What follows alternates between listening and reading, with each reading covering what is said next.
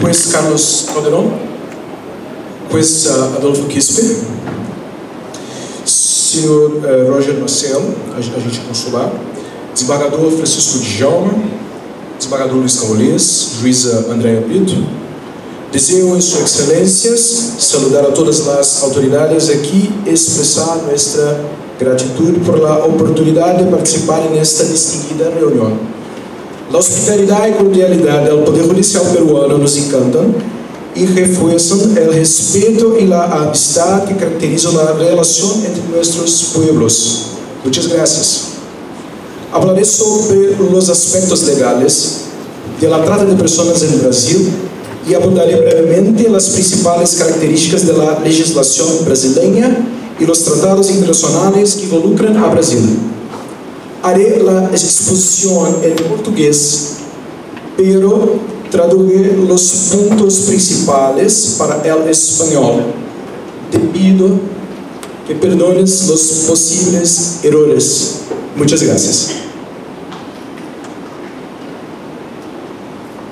Senhores, como mencionado, vou tratar do alcance do tráfico de pessoas no direito brasileiro.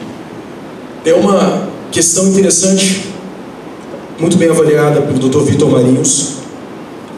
Toda essa sistemática depende, não é diferente no sistema brasileiro, tal qual no sistema peruano, depende de um melhor enfrentamento por parte do Serviço de Inteligência Nacional. Me parece, concordo aqui com o palestrante anterior, que esse é o principal ponto para que consigamos êxito no enfrentamento dessa matéria. A nossa primeira ou principal política nacional de enfrentamento ao tráfico de pessoas, ela vem do ano de 2006, aliás, um pouco antes aqui das regras de Brasília. Nós adotamos no Brasil, desde o início, as mesmas definições do Protocolo de Palermo. Então, para a caracterização do tráfico, também para o direito brasileiro, precisaríamos aqui deste conjunto: recrutamento, transporte, transferência, alojamento ou acolhimento de pessoas, aliado aos seguintes elementos: ameaça, uso da força, coação, rapto, fraude, engano, abuso de autoridade ou exploração da vulnerabilidade, somados ainda a exploração sexual, trabalho forçado, servidão, adoção ilegal ou remoção de órgãos. No nosso cenário, na nossa realidade, nós temos exatamente essa ordem de maior incidência do tráfico de pessoas. Ele inicia realmente pela exploração sexual. No caso brasileiro, nós temos entre estados e do Brasil, principalmente para Portugal, Espanha e Itália, é a nossa realidade mais frequente. Trabalho forçado, ele segue em linha inversa: China, Coreia, Bolívia para o Brasil. Servidão no mesmo sentido, adoção ilegal nós temos de todas as formas. Remoção de órgãos, embora não tenhamos muitos dados de todas essas atividades mais clandestinas que nós temos no tráfico de pessoas no Brasil, ela também ocorre, teoricamente, em todos os sentidos. Pode passar, por favor. Mais à frente, no ano de 2016, já na gestão do governo Michel Temer, tivemos a aprovação da Lei 13.344. É uma legislação extremamente importante a respeito dessa matéria no Brasil.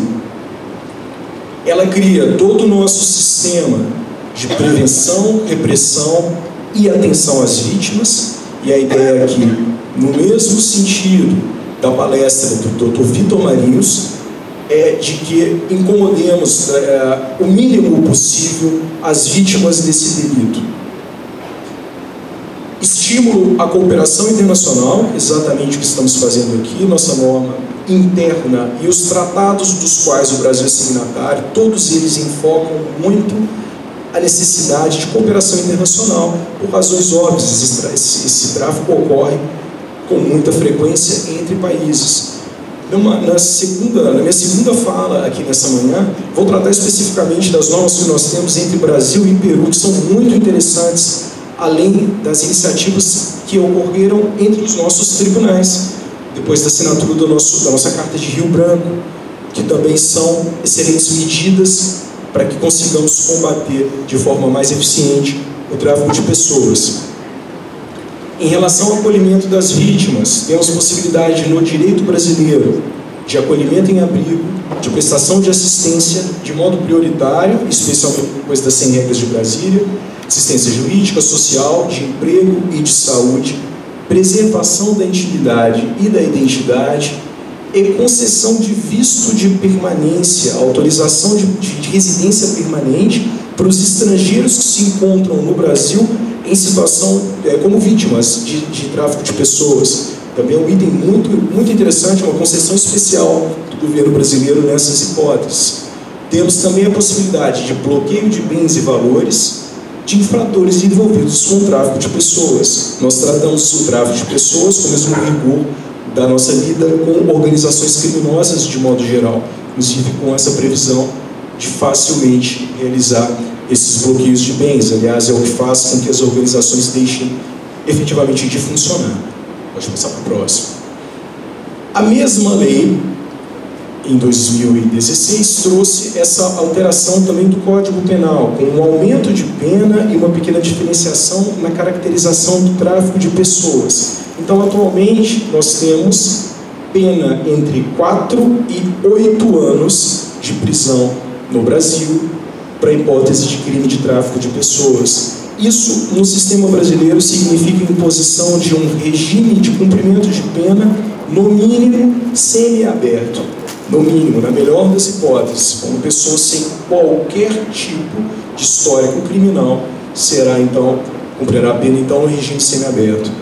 Analisando aqui os itens do tipo penal, o tipo penal desse artigo 149A, ele menciona aliciar, agenciar, recrutar, transportar, transferir, comprar, alojar ou acolher pessoa mediante grave ameaça, violência, coação, fraude ou abuso com a finalidade de, aqui é a mesma lógica do protocolo de Palermo, remover órgãos, tecidos ou partes do corpo, submetê-la a trabalho em condições análogas a de escravo, submetê-la a qualquer tipo de servidão, adoção ilegal ou exploração sexual.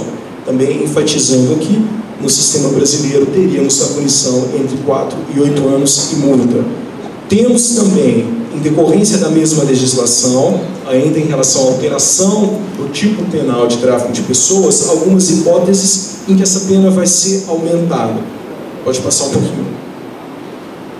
Ela vai ser aumentada de 1/3 até a metade, se o crime for cometido por funcionário público no exercício de suas funções ou a pretexto de exercê-las. Na prática, nós observamos que dificilmente esse delito acontece sem o envolvimento de um agente do Estado, de um funcionário público, de um agente público.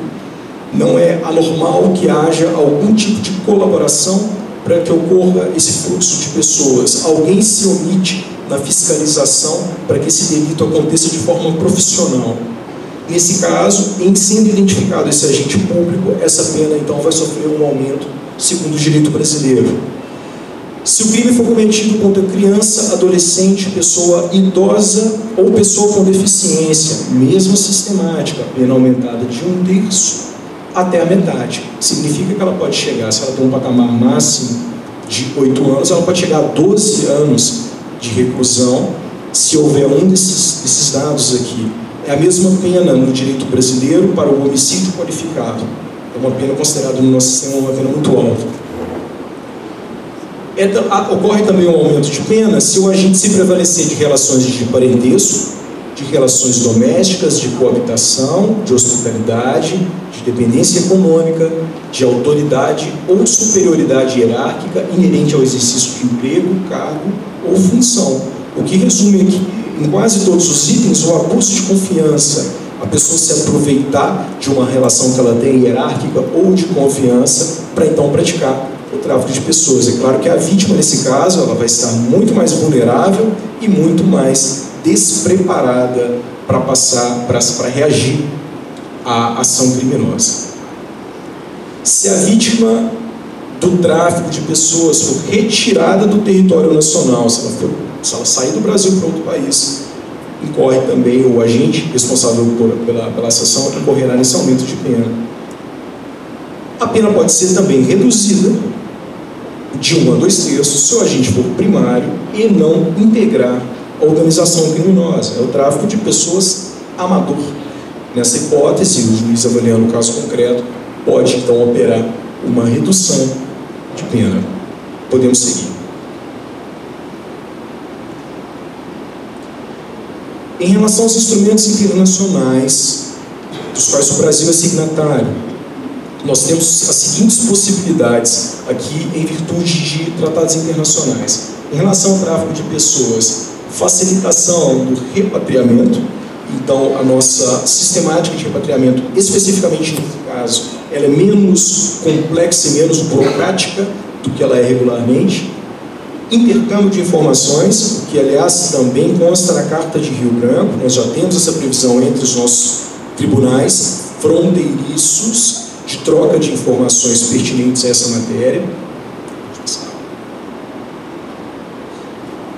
Em relação ao tráfico e sequestro de crianças, temos também todas essas possibilidades, especificamente quando houver envolvimento de crianças.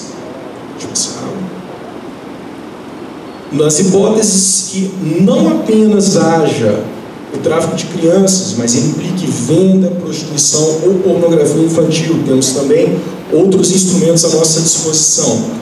Assistência na investigação, processamento e obtenção de provas, assistência mútua, inclusive entre órgãos policiais, vou falar isso também na próxima palestra. Sequestro de bens ou rendas, tal qual a gente tem também na nossa norma interna.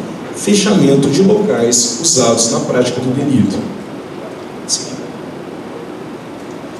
Em relação ao crime organizado, temos possibilidade de execução de ordem de confisco de produto ou instrumento de crime, celebração de acordo sobre transferência de pessoas condenadas. Um estrangeiro cumprindo pena no Brasil pode ser transferido para outro país com mais facilidade e vice-versa. Auxílio nas investigações. Isso significa notificações, colher depoimentos, efetuar buscas, realizar apreensões, examinar objetos locais, o que é extremamente útil para facilitar o trabalho entre os dois países. Esse auxílio pode acontecer entre o Poder Judiciário, pode acontecer também entre as polícias ou entre o Ministério Público. Transporte de testemunhas, há também essa previsão em tratado internacional. Criação de órgãos mistos de investigação. Podemos criar órgãos mistos tanto de natureza permanente quanto temporária, de repente para uma investigação específica ou para algo permanente, e também transferência de processos penais. Está tão pequeno que eu já não consigo ver. Pode passar, eu acho que era o último aqui mesmo. Senhores, são essas ponderações. Agradeço mais uma vez pela gentileza, pela hospitalidade da Corte. Vou tratar mais à frente dos itens específicos, instrumentos específicos na relação Brasil-Peru. Desejo excelente disposição para quem for me seguir e agradeço de coração aqui pela hospitalidade. Muito obrigado. Muchísimas gracias al magistrado Lugar Hugo Barbosa Torcuato Ferreira por disertar los alcances jurídicos de la trata de personas y migración en Brasil. Ellos nos traen esa